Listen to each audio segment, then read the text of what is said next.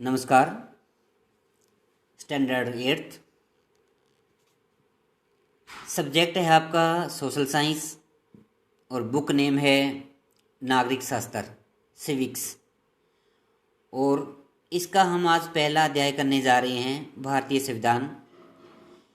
तो सबसे पहले हम संविधान सभा का गठन कैसे हुआ इसके बारे में कुछ जानेंगे। तो डियर स्टूडेंट्स, जो संविधान सभा का गठन हुआ था वो जुलाई 1946 को हुआ और ये कैबिनेट मिशन के तहत हुआ। और इसमें जो कुल सदस्य थे, जो कुल सदस्यों की जो संख्या थी वो 389 थे, 389। और उस टाइम जो हमारा देश भारत और पाकिस्तान विभाजित देश नहीं थे, इकट्ठे थे।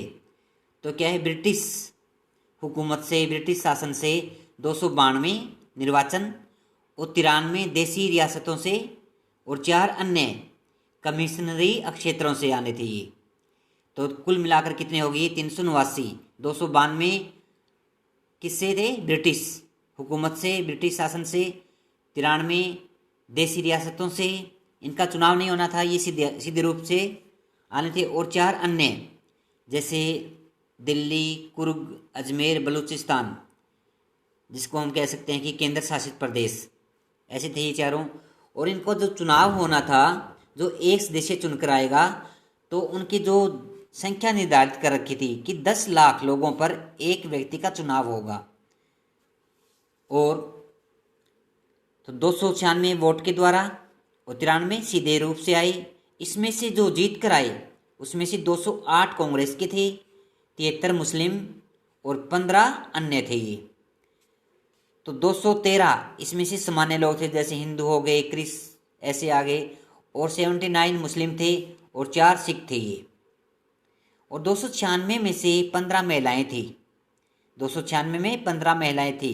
और जो इनकी पहली बैठक हुई है ये 9 दिसंबर 1946 को।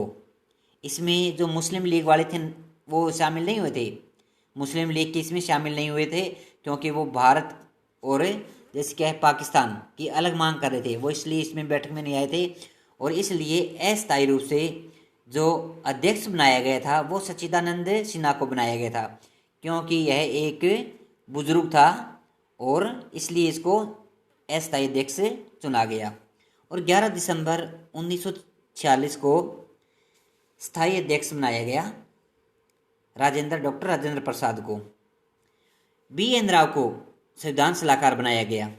और 13 दिसंबर 1946 को उद्देश्य प्रस्ताव रखा जवाहरलाल नेहरू ने।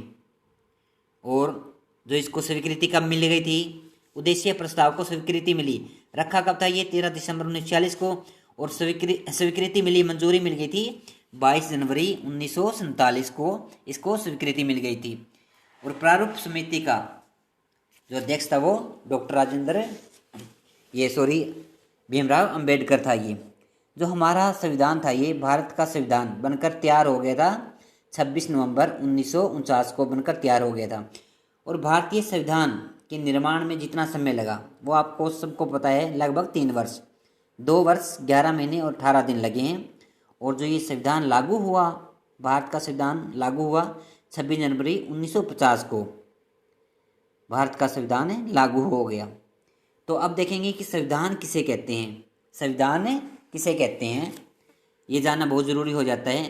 किसी देश का शासन चलाने के लिए, किसी देश का शासन चलाने के लिए आवश्यक मूलभूत नियमों का संग्रह है ये, मूलभूत नियम है ये, संग्रह, इकट्ठे नियम किए गए हैं किसी देश को शासन चलाने के लिए। संविधान के अकॉर्डिंग नहीं क्या है वो शासन चलेगा।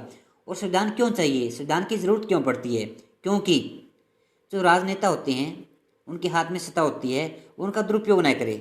उन दुरुपयोग को रोकने के लिए, सरकार को सुचारू रूप से चलाने के लिए, इसलिए हमारे संविधान को जरूरत पड़ती है ये। निरंकुशता, ऐसी स्थिति जिसमें राजा के ऊपर किसी प्रकार के नियमों का कोई प्रतिबंध नहीं होता, किसी का दबाव नहीं होता, वो नियम कोई उसको क्या है, बाध्य नहीं कर सकते। तो जो राजा होता है उसके ऊपर किसी नियमों का प्रतिबंध नहीं होता, निरंकुशता उसे कहते हैं। संविधान सभा, भारतीय संविधान का निर्माण करने के लिए पता ही होगा तुम्हारे को जुलाई 1946 में एक सभा का गठन किया गया था। डॉक्टर भीमराव अंबेडकर को भारतीय संविधान का जनक कहा जाता है। ये भारतीय संविधान का निर्माण करने वाली प्रारूप समिति के अध्यक्ष थे। इसमें आता है कि संघवाद भी आता है भारतीय संविधान में।